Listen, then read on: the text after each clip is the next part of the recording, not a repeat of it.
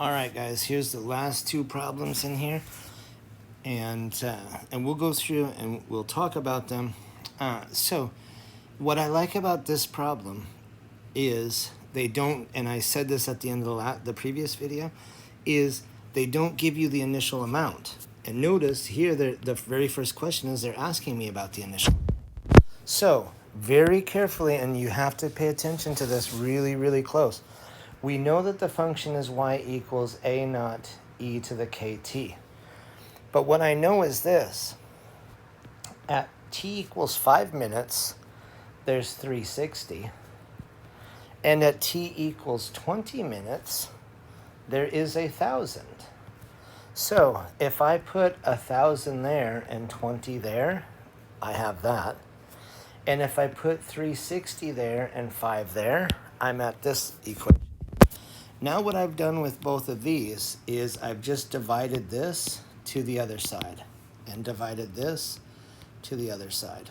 And why did I do that? Because I know if I want the initial population is A naught. I see that I don't know A naught in here. So what I thought to do, the first thought I had was, if I divide both of these over, A naught clearly equals A naught. So if A naught is that, but A naught is also that, then that should be equal to that. That's where I started here. Then I multiplied this up, and so it's there. The 20 goes with the 360. And a 5, when I multiply it up here, the 5 goes with the 1,000. Now, I divided both sides by e to the 5k and e to the 5k. But if you notice, we have e to the 20k over e to the 5k. And since it's the same base, we subtract the powers. So 20k minus 5k, that's where that 15k comes from. And then because I divided that over to this side, I need to divide the 360 to the other side. So that's how it got there. From there, I came up, right here. And I ln'd both sides. And the ln and the e wipe each other out. So I got 15k on that side and the ln. So what I know is this. K is, divide by 15, I'm going to put 1/15 out there.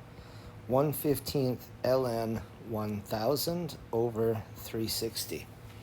So if I go in here and say ln 1,000 over 360, get outside, and then divide it by 15, I find that k is approximately 0.068 and some change. Okay, now I got k, but I don't want k. I never wanted k. I wanted A naught.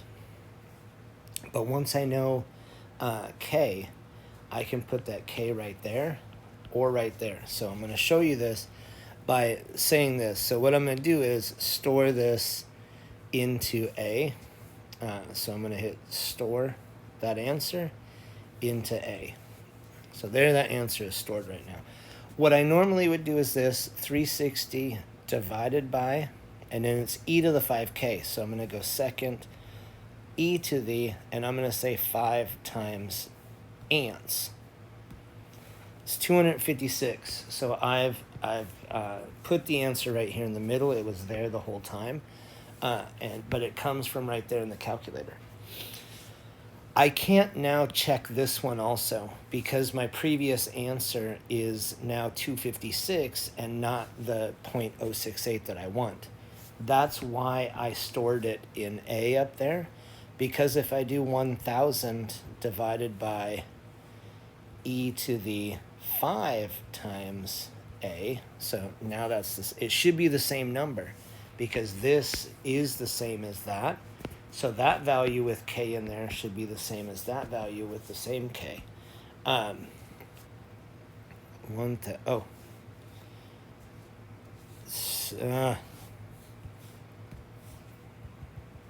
It's 20. I typed the wrong thing in. So there it is. So this line and this line are the same. I was looking over here when I did it. But you can see both of those values are the same. And since they're the same, then that is the actual answer. So that's how you would do one like that. And they didn't give you any of that initial condition stuff. Now let's move over here to the Newton's law of cooling problem. I wrote both formulas down there. I said in the last video that instead of calling it A, some people call it D naught. And it should be the initial temp difference. See, A is the difference between the initial temp and the surrounding. So they say the same thing. But if it's a difference, why not call it a D? And since it's the initial, why not call it naught? Because that's the start. And so that's why we call it that. But watch, before we do this, read the problem. It says a pot of boiling soup has an internal temp of 100 degrees, taken off the stove, put in a room of 69 degrees. So that's that temperature of the surrounding because it's in a room, and that's that ambient temperature. After 15 minutes, the temp is 95. Okay, so then it says use Newton's law of cooling to find a formula. Okay, so since the initial temperature was 100 degrees, I put that right here. And because 15 minutes later, it was 95, I put when t is 15, big T is 95. Remember, our points are T, big T, where this is time, and this is temp. And so, before we even start, what's the initial temp of the object? It's 100 degrees. Minus, what's the temperature of the surrounding? 69 degrees. That's 31. So, the initial temp difference here, D naught, is 31. Now watch this. If I plug this point in, I'm going to say, well, 100 should equal A e to the k times 0 plus 69. So I'm going to take away 69 from both sides. And I get 31 equals A, but e to the 0 is just 1, and so I don't have to put it there. So A is 31, but D naught was 31, and I didn't have to do this work. I just took the initial minus the room temp. That's what this is saying right here in this line, that A is the difference between the initial temp, so our initial soup was 100, and the surrounding was 69 degrees. And a difference means we subtract. So that's how you get the A in there.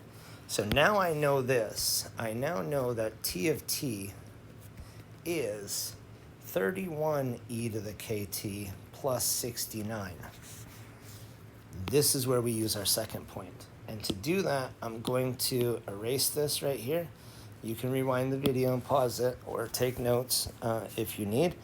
And so now I'm going to say, well, 95 should equal 31 e to the kt, or whoops, not t. I know the t now. It's k times 15 plus 69. And now I'm going to, I'll do it slow. So 69, subtract from both sides. 95 minus 69 is 26. So I got 26 equals 31 e to the 15k. Divide by 31, and I have 26 31sts is e to the 15k. I'm going to now ln both sides, because you know those cancel. And then I have ln of 26 31sts is k times 15. So if I divide by 15, I have k. So k is the ln of 26 31sts divided by 15. So there's my k right there. To be safe sometimes, why not just store that? So I'm hitting that STO button. I'm going to store that in K. So that's above the parentheses button, above the 8. So now I have K in there. And but I am done with this one. So in this one it says, just give me a formula. And in the formula, I don't know A, I don't know K, and I don't know TS.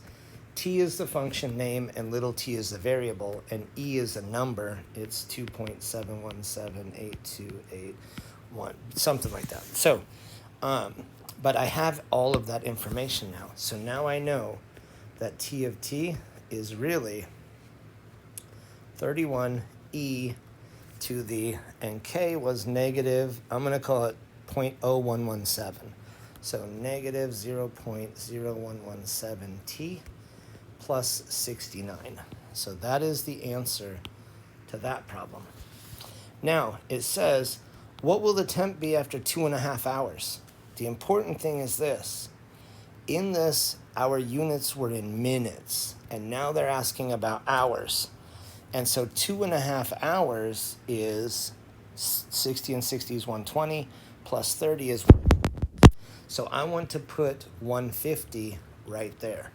In order to do that, it would be easier if I could go, all right, 31 times e to the, and I could do this, ants times 150, get out of the power, plus 69.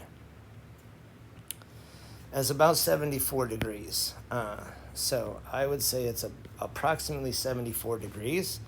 After 2.5 hours, it will have cooled down that much. But I could have done this 31 times e to the 150 alpha k, get out of the power, plus 69. And it's the same. So that's why I store in K sometimes. The final thing I'm going to leave you with before I cut this off is your problem there in 41. Here's what you're going to do in 41. So I'm going to erase some stuff here. But in 41, it says, now you're looking for a time. So how long will it take for the soup to get to 80 degrees? Well, here's the cool thing.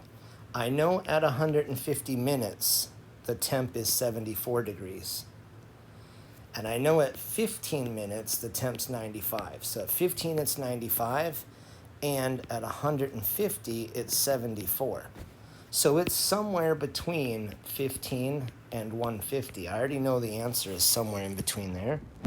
But what you're going to do is you're going to put 80 over here.